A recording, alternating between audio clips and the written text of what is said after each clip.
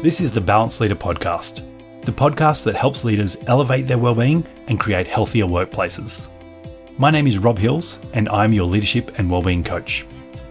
In today's episode, we're sitting down with Jeff McKeon, the Chief Growth Officer at Neurocapability. Jeff shares with us his deeply personal journey that took him from a potential near-death experience to a newfound calling. Jeff's job is to take research and neuroscience and turn it into something we can easily understand and apply in our own lives. In this episode, Jeff talks about the importance of self-regulation, emotional awareness, breathing techniques, and the necessity of changing toxic leadership models. This episode is jam-packed full of wisdom that you can apply today to help elevate your well-being. So let's dive in with Jeff McKeon. Welcome, Jeff, and thanks very much for being here today on the Balanced Leader Podcast. Maybe you could tell us a little bit about your background and your journey to becoming the Chief Growth Officer at Neurocapability. I guess the way to look at it is that when you are working, you're doing what you need to do to get by and make a living and be as good as possible at what you can do.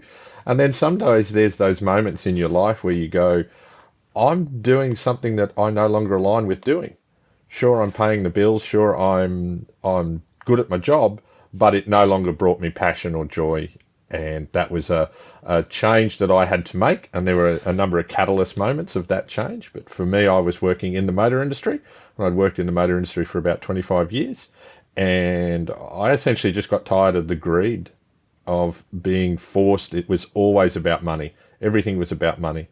And the biggest catalyst moment was I'd started studying with Neurocapability, and this is one of those hero's journey story I laugh about, but I was studying with them, and I went to one of my senior bosses, and I went, look, I'd like to talk to people about stress regulation, about breathing, about dealing with the pressure of particularly our frontline staff, about dealing with stressful situations. And I'd like to run this as a one-on-one or maybe small groups, 3 or 5 people. It'll cost nothing. It'll take half an hour max. I do that a couple of times and they'll come away with this new understanding about how to deal with stress. And he essentially said to me, Rob, get out of my office, go back and do your job that you're paid for. You're not qualified. Who do you think you are? Wow. And that was the moment in my mind that crystallized everything. And I went, okay, I need to change. I need to change me. I'm not going to change that person. And so that became a guiding decision. I still had a mortgage, kids in private school and responsibilities, and I was in the middle of a big contract. So that day I went home with my wife and sat down and worked out an exit strategy. And that exit strategy included a big overseas trip, and I wasn't coming back. And then there was this little thing that changed the world for a lot of us called COVID in March 2020. And that just changed me completely. So that was the Melbourne Cup Day 2019. There you go. So for the memory of when that moment and that conversation happened. And that was, I need to change me. Go on this journey and learning of, focusing on learning and growth and reading and listening to podcasts and just immersing myself in this new way of thinking about leadership. And then that's when Neurocapability, the company I'd been studying with, and I'd studied an advanced diploma of neuroscience of leadership, which is an 18-month course, they then reached out and said, we love what you do. How about you come and work for us? So the people who trained me on emotional regulation and leadership and how do we be better at what we do actually said, no, we love you enough. Come and join us. And that's what I've been doing.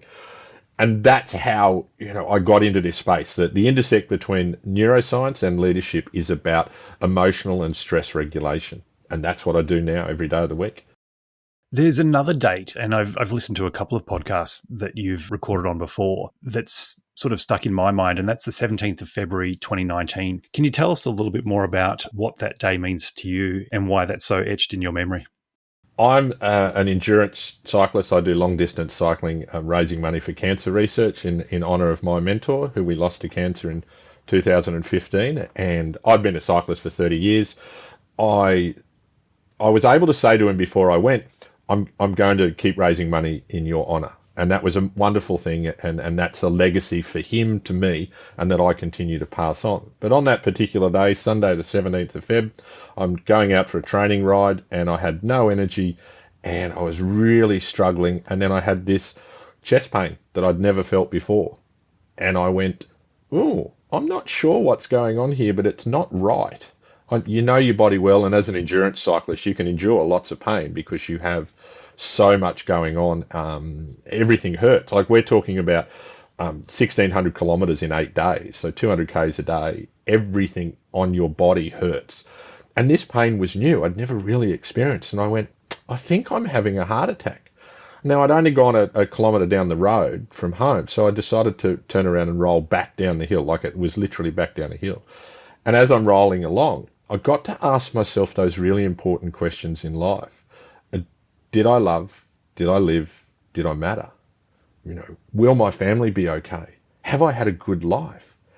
And I was lucky that I could answer yes to most of those things. Like, it was really to be that aware in that moment of, oh, I'm having a heart attack, but am I going to be okay? And is my family going to be okay? And I was happy with the answers. And that was that clarity of moment of life. So when you have those moments, I would have felt terrible if those answers were no.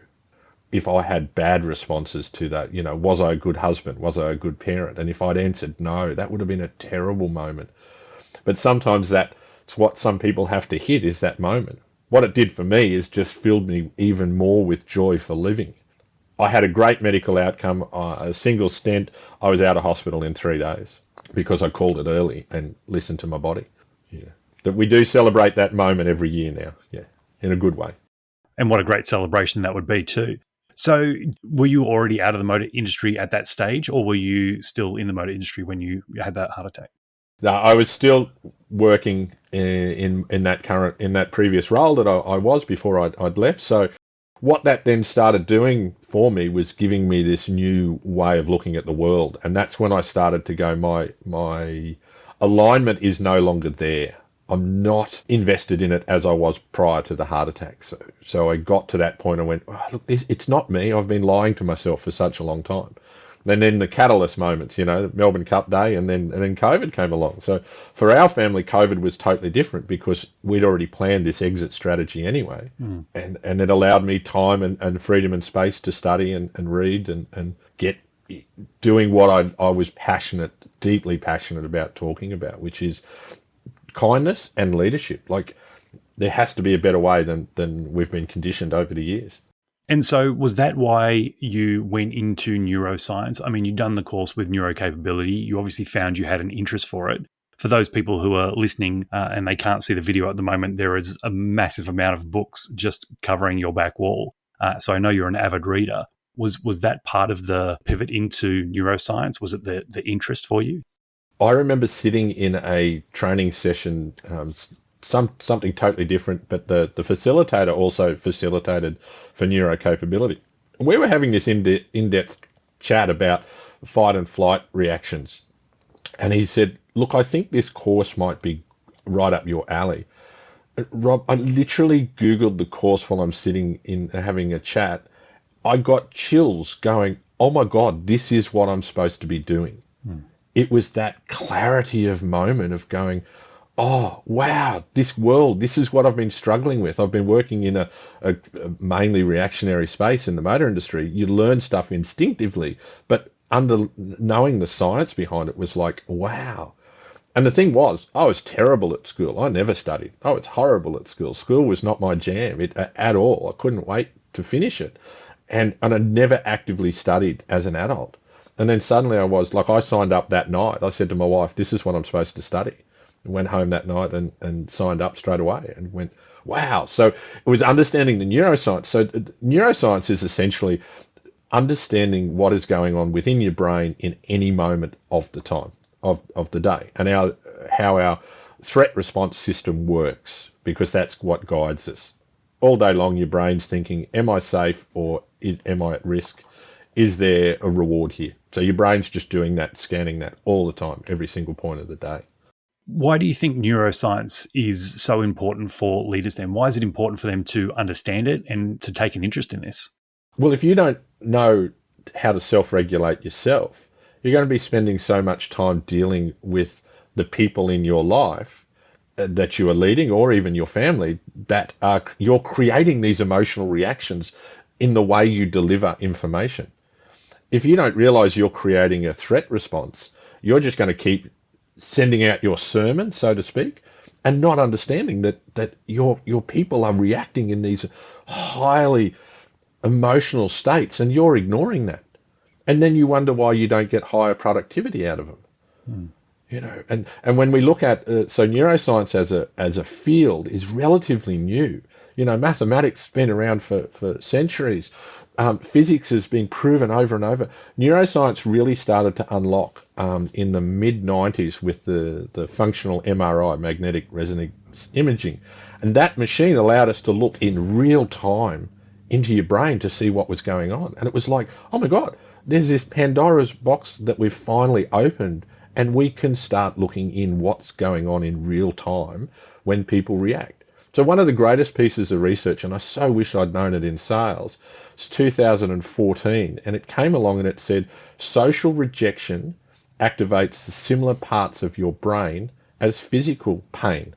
So when you're socially rejected, it hurts, and the parts of your brain light up just like you've been stabbed. Yeah. And we have that language. I took it to the heart. I took it to heart, right? It hurt. We actually use that language. Yeah. But neuroscience says, oh yeah, here's the reason why. And it's really quite strange for me, being a kid who never studied and never paid attention at school and never went to uni, is that now that I have this deep passion for learning, and I get lit up talking about how I can share this knowledge to as many people as possible. And I have to tell a quick little side story on that. With what I do, essentially what I get paid to do is take the information, the science journals, and translate that into everyday language that you and I can talk about. Now, I have my mate Jamie, who's the barometer and the benchmark. If I can explain it to Jamie and Jamie understands it, I'm doing okay. If it's too complex, Jamie will say, what is that on it? I've got no idea what you're talking about. And that's my skill that I've developed over years, is how can I relate the science into everyday language and have a conversation with my mate Jamie. Yeah, that's great. And it's great that you can take those hard, difficult texts that, or journal articles that are difficult to read and turn that into something that people can understand and then implement or use. That's about how we can take that information and share that broadly. Science journals are very, very hard to read. They're wonderful, wonderful, and I never want to diminish the work of the people doing the research. It is such a skill, and I don't have that skill. It's not something I can do. I don't have the discipline that they have, and I'm so in awe of what they do. But the problem is hardly anyone reads it. Unless someone picks up the narrative and then takes it and shares the story. Quite often that research paper will not get shared unless there's extra funding to do more research or there's a marketable product out of it. Yeah. Like there was some research done by QUT here in Brisbane and released during COVID, which was a terrible time to release research. But they could actually predict on your DNA the impacts of PTSD. Wow. So they actually can measure, and they did this on a bunch of first-year paramedics, and they could tell by the end of the 1 year, which paramedics would have PTSD. Wow, that's incredible. So that's what science is doing, but getting that through to be, like that'll take 15 years before that information goes through all the testing and all the protocols to actually come up with a plan to say, oh, we can proactively help people with PTSD by watching their DNA markers and put in place countermeasures as it's happening in real time. I live for that moment. Imagine being a first responder of any form and you've served. So imagine being in any of those roles and people do a blood draw and say, hey, we need to provide you intervention now. What a great thing. Like that's how you change the world, and that's how science can do it. Yeah, absolutely. And I think you're right. I think you don't really know with PTSD. Sometimes it sneaks up on you. Yeah. And certainly from, all the research I've done in this area, you don't necessarily see it coming until it's too late. Yes. So having that pre-warning and that early alarm system to let you know something's coming. Wow, that would be amazing. Yeah, and each person is unique, so each person's response is different. And that's the thing, like, so once again, research, and when I talk, it's based on what I've been reading, and there's a massive difference between what we call me search, which is where I read something, and actual research. So I'm really clear about honouring and respecting the people that do the research, the science-based research. But PTSD is not a disorder. It's just a response to something that we weren't prepared for. No matter how well you can logically prepare for it, those things are terrible. And your body is responding to a terrible thing. And I hate the labeling of disorder, because to get disorder is how you get clinical assistance. You have to tick boxes. So that's where the term came from, the disorder. The American Psychological Association has a tick box to tell people that, oh, you've got this disorder, now you get extra care and treatment because you tick the boxes. But it's really just an overwhelmed stress response to a terrible situation. And we weren't designed to deal with it. So what do you see the link for everyday people who are working in an office environment, or for leaders who are listening to this podcast? Where's the link there for everyday well-being and neuroscience? How can we use neuroscience to increase people's well-being? I just wish people could see me. I light up when we get to this point, right? This is the moment for me. Okay, and we use the analogy, and I heard the girls talking on one of your previous podcasts about the oxygen mask, right? So the oxygen mask. So recently, neuroscience, once again, the quickest and simplest way to activate your calming center, it's called the parasympathetic nervous system. The quickest way to activate it is a double inhale through the nostrils. So a big expanding up, and then a large physiological sigh as you let it out. And that's shown to be, you repeat that a number of times, the quickest way to calm yourself down pre or post any situation. So you could do that before you have to make that difficult phone call. Or you could do that when you're in a situation that's highly elevated. You're trying to actively calm yourself down. Because, Rob, we all do it instinctively when we stop crying. When you listen to a baby when they stop crying, they go, of course, right? Which is self-regulating. So science shows, that's the best way to calm, because it's actually built into who we are. Now, imagine you're a leader, or imagine you're a person in an everyday situation. Imagine if everyone in your team knew that. You can do it silently. You don't have to make it exaggerated. You can do it while you're on a call. You can do it while that person's in front of you and the situation's complex and you're giving yourself. So once again, breathing becomes a process. But there seems to be this thing, and there's a great quote by the author and researcher Dan Pink. And Dan Pink always says there's a mismatch between what science knows and what business does. So we know if you create a threat response in your employees, they work less effectively. So if they're under threat, so when you hear of mass layoffs, and recently the tech industry's had some horrible mass layoffs around the world, the people that lose their job, it's terrible. The people that have still got their job are terrified. How are they going to thrive? How are they going to perform? You know, these are great things you want from them when they're in a threat response, in a threat state. So imagine if you went through the process and go, righto, as part of our care for you, we're going to start everything about teaching you how to breathe correctly as a simple first step, because you can use it in every part of your life. That in itself, but such a simple fundamental, and that's just one thing, just so simple, and you go, oh my God, every time you see a child or a baby cry. And you see that moment where they're trying to get themselves under control. And it's that double inhale, big sigh. Yeah. That's science. Go figure. Yeah. And I love that. I heard Andrew Huberman talking about the psychological sigh some time ago. That's it. So I use it myself, and I can attest it makes a huge difference. Yeah.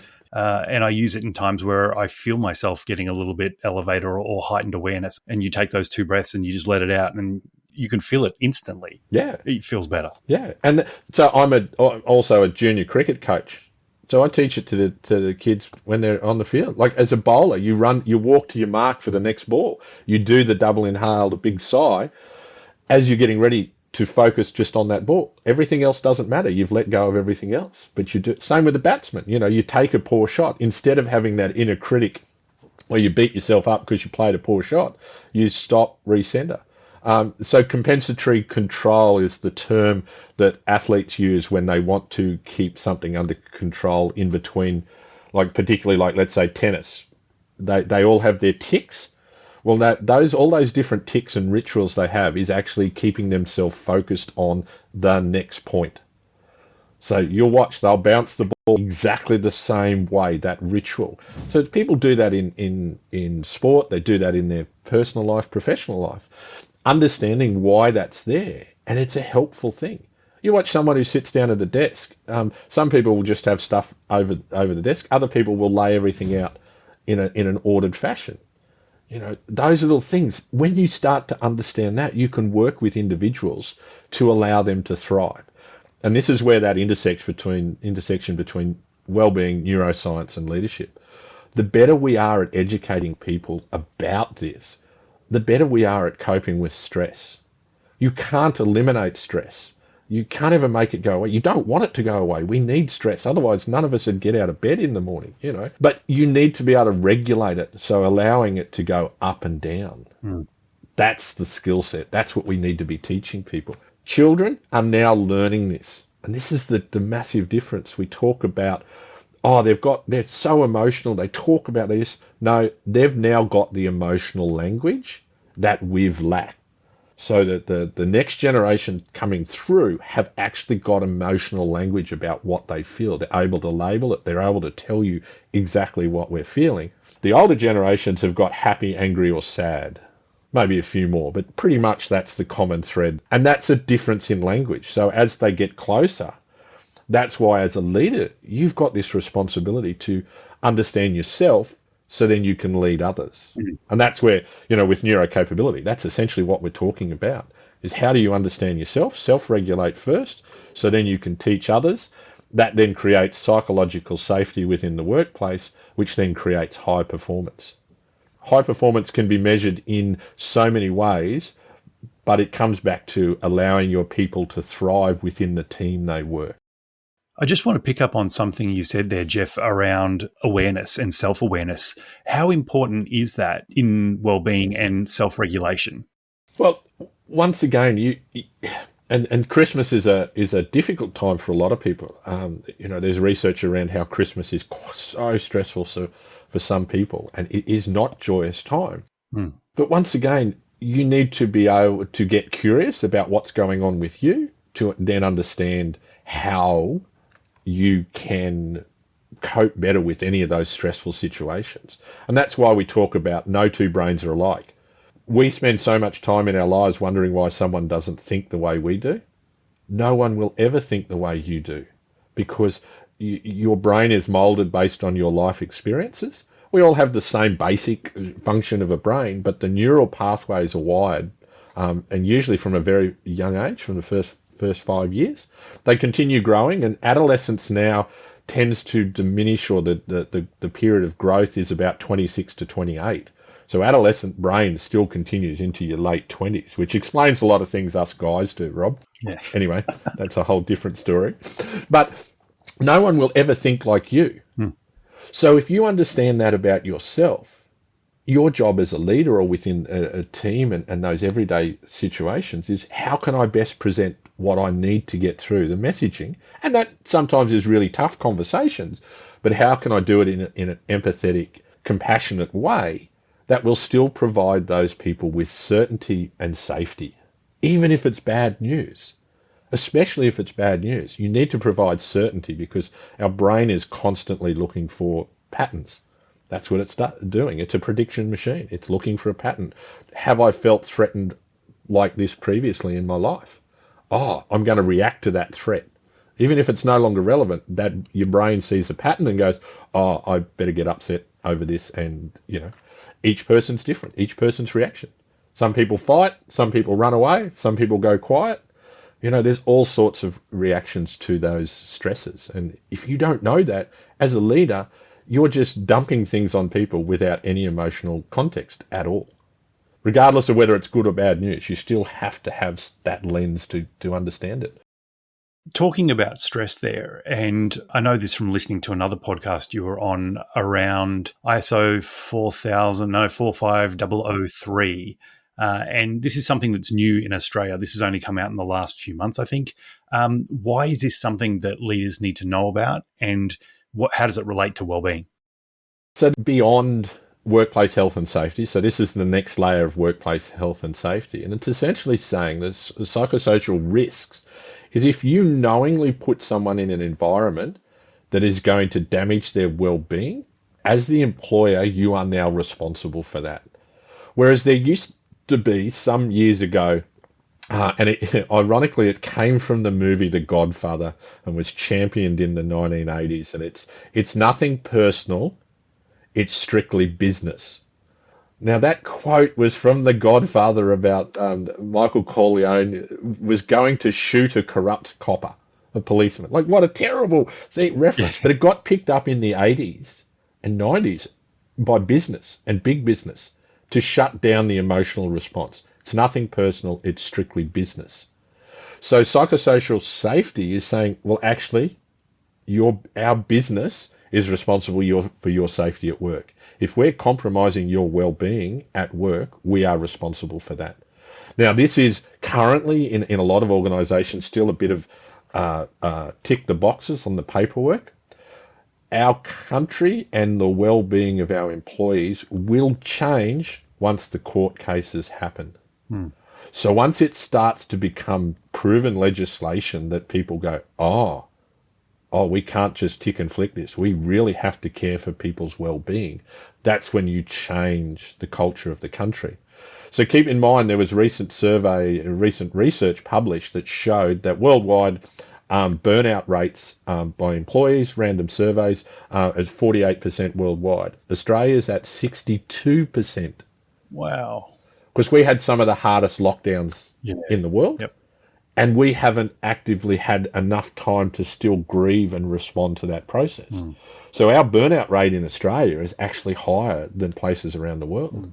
So we actually have some of the best legislation now going around, ISO 45003, so that standard is being put in place. Now, like anything, it will take time to go through. But like I said, once it gets into a court case that says you actively created harm in your workplace, that will change Australia forever. And that's a great thing. It will be messy, like any of these things, Rob, when we change them. There'll be things that don't work and do work, and people have great initiatives, and some of them won't work. But the main principle of it, and it's a quote I've seen written, and I reference it quite often, but it's, you can't stem the bleeding if they've still got the scalpel in their hand. So no amount of well-being programs will overcome poor or toxic leadership. So if the leadership model from above is command and control, which used to be military leadership, but it isn't. Military leadership's far more advanced than that. But a lot of business has still got that old school mentality of I'm the boss, do as you're told. Now there has to be that, there still has to be control and given. However, you now have to look after the well-being of those people in your care. That's what defines a leader. It's not the people that you care for their charge. You're in charge of them, so you're responsible for their well-being. And that's what the standard backs up to say this is now legislation, and if you get it wrong, you will pay the consequence, regardless of what your profit margin is and what your shareholders think. It's no longer, because we've had that shareholder supremacy and, profit over else. Well, now it's no longer that case. It's the well-being of your employees over profit and shareholder supremacy. That's the big shift. The catalyst of change during COVID was the imbalance of work conditions. So it changed everything, completely changed the way we look at well-being at work for the better. Yeah.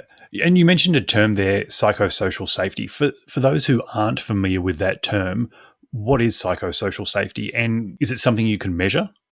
Yeah, so there are active tools that can do it. So the legislation and that's been brought in place in Australia is about, it goes beyond bullying. So bullying is a repetitive process, whether it's physical, sexual, abusive, whatever that standard is. But psychosocial safety is saying, do your staff feel threatened by your leadership decisions and your leadership coercion, your leadership instructions towards how to make money? So if you feel as an employee that I'm not being heard, I'm saying I'm overworked, and they don't care because it's all about the dollar, it's going to change that side of business where it has to be a balance of working effort versus income, which is fine, but there has to be a point where you go, okay, enough's enough. And there's court cases happening which were in place already, but like one of them is Victorian junior doctors saying, no, we're not going to work the extra hours because we know it impacts, the lack of sleep impacts our decision making, which increases the fatality of our decisions. Mm.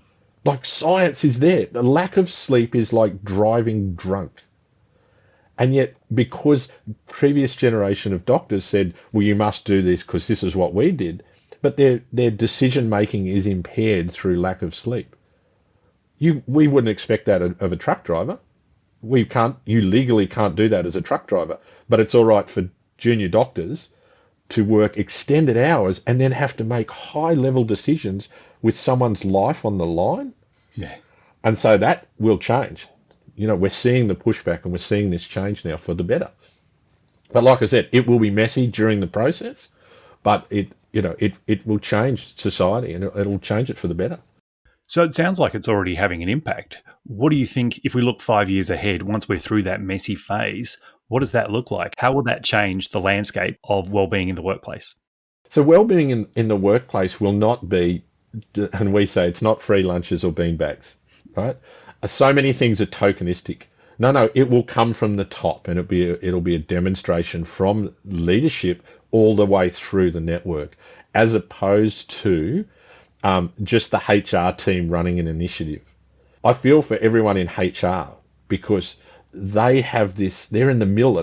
Quite often they don't have enough power. They're trying to enforce legislation, but leadership is saying, no, we're not going to pay for that or we're not going to do that. That's where we're going to see the change. It's going to come from the leadership model above because the board is no longer immune. So that's one of the things. The CEO and the board, they were immune from all this sort of stuff. Not now. The psychosocial safety says that goes all the way up the chain of command. And so they're responsible for the well-being of their employees. You will see those benefits making employers of choice. And we even see it now from recruiters. They're being asked, what is the mission of the business? And you won't attract future employees. If you're not mission aligned, your business aligns all the way through from you. So in other words, it's not HR or the line person, the line manager telling you about it. It's coming from the whole leadership tree. That's the difference. And well-being will be a massive part of that because we know that it's how people thrive. The best businesses have their people thriving because they create those environments. It's like a plant. A plant will thrive if the environment's right. But if the environment's no good, it's not the plant's fault. So human beings are a bit like houseplants. If you get the environments right, we grow and we flourish. If you get them wrong, they don't perform. Pretty simple, really. So if prevention's better than cure, and that's a pretty commonly accepted phrase, prevention's always better than cure, why does it take legislation, or why are we still not focusing more on preventative well-being rather than waiting for sickness or illness? Because we're human beings.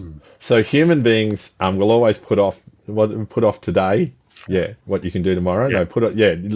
And so the term's called hyperbolic discounting. Right. So that means we'll have the sugary treat today, even though we know we pay the price. It's why people still smoke, because they can't see the problem down the track. Yeah. So by human beings, it's a delaying process. So that's why we know. So post heart attack, right? And it just gives you this idea of how hard human behavior is to change without any active intervention. But being told you're at risk for coronary artery disease, so you're going to have a heart attack, only 1 in 7 people will change their diet, their exercise, and give up smoking. Wow. So 1 in 7. The other 6 will do some version of that, but essentially they're going to keep going down that path. We go back to the neuroscience of change. When you understand to get people to change, you have to start small, you have to create a new habit. So habit formation, using the latest in neuroscience, is where the game changer is. So you still have to force a change, so a big catalyst or a big confrontation. So in this case, the new standards come in place. That creates mass. The companies that will thrive are the ones that best understand their people and how to increase the new habit or create these new habits of social change. Knowing that human beings essentially we're wired to be lazy. Our brains are wired to be lazy. Our brains look for patterns and it doesn't want to change. But you have to create this friction to then have change. So the pandemic was a great catalyst, and then this ISO standard is the next step. And it was already being planned anyway before the pandemic. So it's now reached this point. We will look back in 20 years' time and go, oh, wasn't it amazing how society changed because of COVID? That's the part I look forward to, is that what lessons did we learn? It rewrote the map and laws of business. People working from home, like I work from home. You know, there are still frontline companies that exist and people have to be in frontline situations. But given the choice, people want a hybrid arrangement. They want the choice because we want choices. That's a change. You know, society changed. You mentioned habits there, and I really think habits are so important for well-being. So what does the neuroscience tell us around habit formation? What's the best way, if we want to implement something new in our well-being, what's the best way to do that using neuroscience? Yeah, keep it simple. It's such a fundamental thing to create, make it as easy as possible. And then they talk about habit stacking. So you're already doing something. Add something next to it. So if you're already brushing your teeth, add something else you do after you brush your teeth. Right? So just keep asking the question, I do this and I will add this. And allowing yourself to take time for it to create, you're literally wiring a new neural pathway. So the best way to try and understand it is try and brush your teeth with the opposite hand. It's really weird, right? Yeah. Because you've been doing it with your right hand or left hand, whichever it's been, you've been doing that for most of your life. Try doing it the other way. That's what you're up against. You have to create that process. And so by starting small, you can build and stack that habit. The other thing to know is that it's about being deliberate. So if you don't focus on it, it'll stop. You know, New Year's resolutions are the best things for it. Great time to start, but the gyms make all their money by selling yearly memberships in the first 4 weeks because they know people in February just aren't turning up anymore. You know, the model's changed a bit now, but they know that there's a decline rate of people starting new habits. So that's why understanding the science behind change at an organisational level is how you get these wellbeing protocols. You know, you're changing culture, and it's not just do it once and hope it'll change. It will not change. It has to be small, it has to be simple, and it has to be regular, repeated actions. The name of the company you work for is Neurocapability. What is Neurocapability? Yeah, so Neurocapability was founded about 20 years ago by Linda Ray, and Linda just got curious about the brain. That's pretty much how it started. And so she started researching and reading and studying herself, and then it became, oh, wow, there is so much more we need to know. And now it's about how do we integrate that into leadership models. So first it was about understanding the brain and translating that into everyday language. Now it's how do we get that through leadership teams. So we do it at both individual levels, so an individual can study with us, but also organisations can take it through as a cultural change from their leadership team down.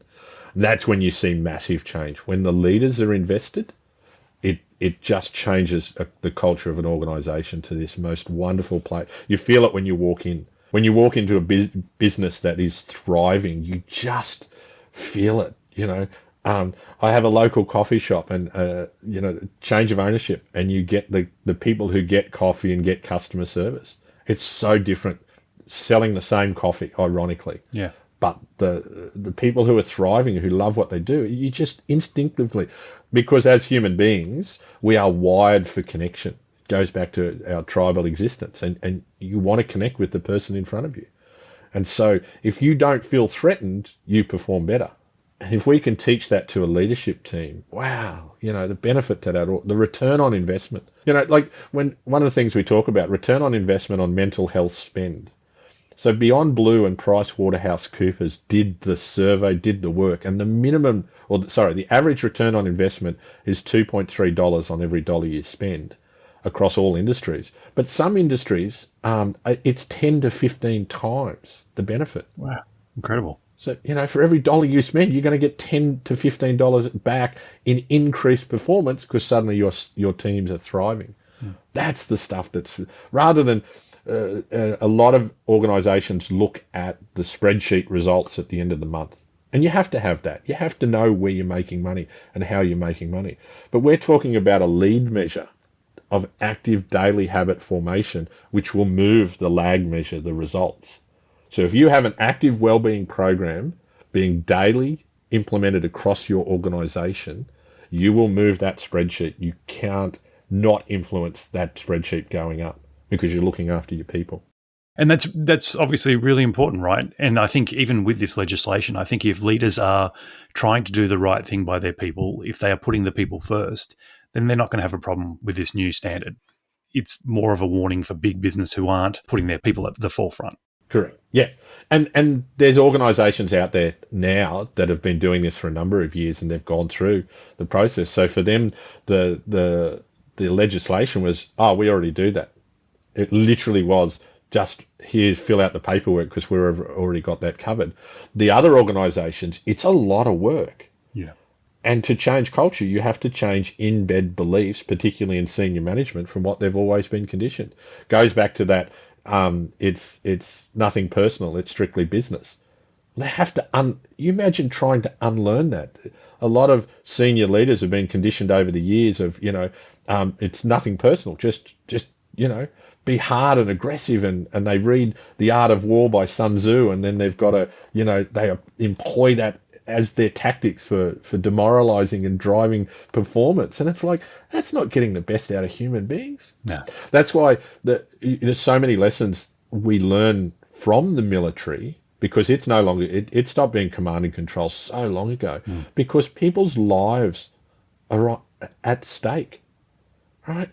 And so the care of the people involved is so high, because the commitment, I want you to get home so I can get home to my family, so you can get home to your family. Like, what a pure thing, But then we get into business, and remember, I go back to that Dan Pink quote, there's a mismatch between what science knows, what business does.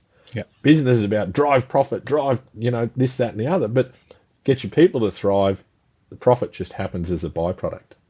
Yeah, that's great. Jeff, how important is mindset when it comes to well-being? If you look at research side of it, it will always go back to the choice you make on a daily basis. So if your habit is to search for something positive, or your mindset is strong, you will have better outcomes. So there's been research done, and it shows that there's a default set by who you are as a human being. So that's about 50% of who you are. And you can be negative, positive, or just neutral in that. About 10% is what life does to you. The 40% is entirely up to you. So if you can influence the 40% of your well-being because of your mindset, why wouldn't you want to do it?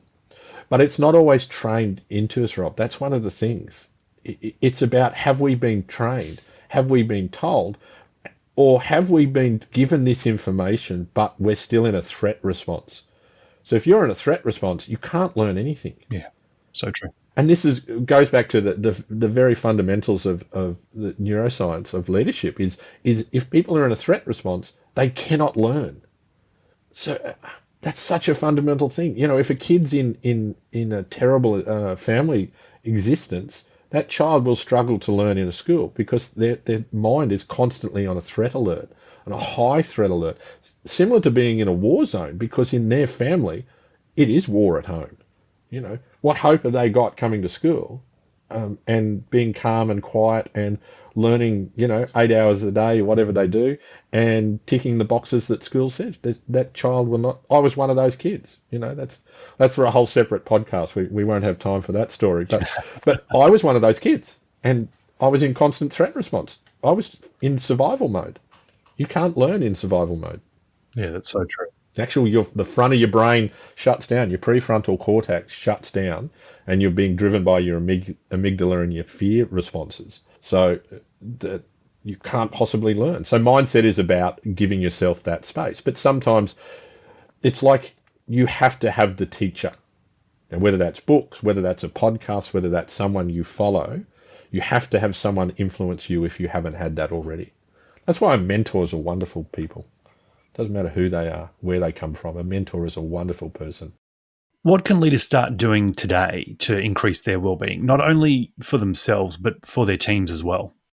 Well, the first thing is go back to that breathing. Just breathe. Take a double inhale and breathe. Yep. But actively understanding that if you are role modeling the way, your team will follow your example. Now, they may not necessarily do what you do. I mean, I'm a long-distance cyclist. A lot of my family and friends think there's something wrong with me, deeply wrong with me. I mean, I've just signed up next year on doing a half Ironman for the first time at 54. Wow. Like, my family thinks there's something seriously wrong with me. But everyone who sees me goes, oh my God, you're doing that, right? Whatever it is, if you're a leader of a team, it's the active passion. Now, whether that's your physical well-being or your mental well-being, when you role model the way, people will follow you on their own self-care journey because you're already demonstrating it. You're already showing them that you either prioritize exercise or you prioritize reading or, going for a walk or doing whatever you need to do. Just on that, there's a really great bit of research about going from looking at your screen as we do in our office and going outside and using our peripheral, looking left and right. When you're looking left and right in an open area, it calms and once again activates your parasympathetic nervous system because you are looking out and there's no threat response.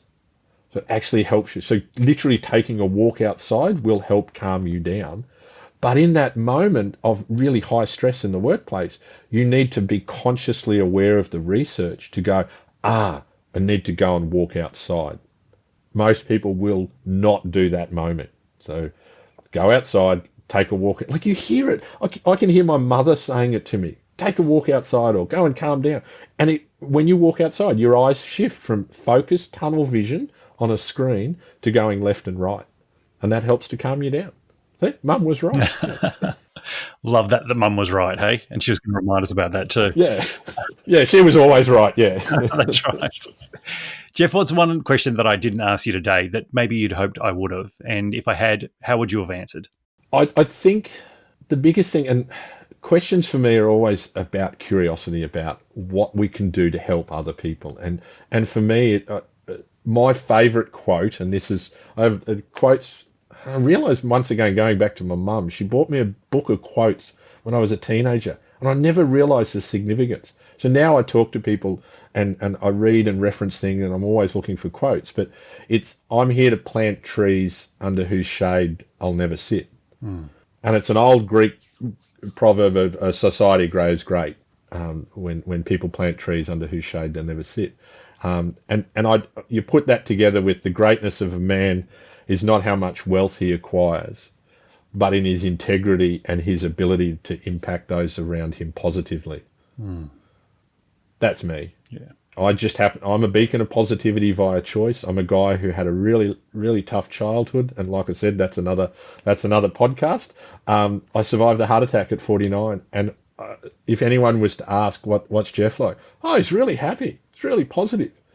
Now, I've learnt something from when at 15, when I almost ended my own life. So at 15, my life was pretty bad. To now being 54 and I'm about to do a half Ironman triathlon and just loving life. There's got to be lessons in there. And those lessons are there for us to share, Rob. And I think there's so much, when we don't ask the right questions, we don't get to know. You know, one of the greatest things I will do every day is the people who are serving you at any counter do not wear a name badge because they've forgotten their name. They wear a name badge so you can use their name, you can ask a question, you can say their name and thank them using their name. So for anyone out there, just that's why the name badge is there. It's not to report them to management when something goes wrong. It's to say, morning, Carol, thanks for making my coffee. Like, who doesn't want that? So if that's the only thing I can leave, particularly as a leader, I once worked in an organisation where everyone wore name badges and the boss only ever walked into his office and never said good morning to his staff. Made them all put name badges on but never used their names to say good morning. As human beings, we want to connect, Rob. Like, that's what we want to do. We want to feel seen. And it's such a simple thing. So, yeah, they're to your audience. If someone's got a name badge, thank them and use their name. It's such a beautiful human moment.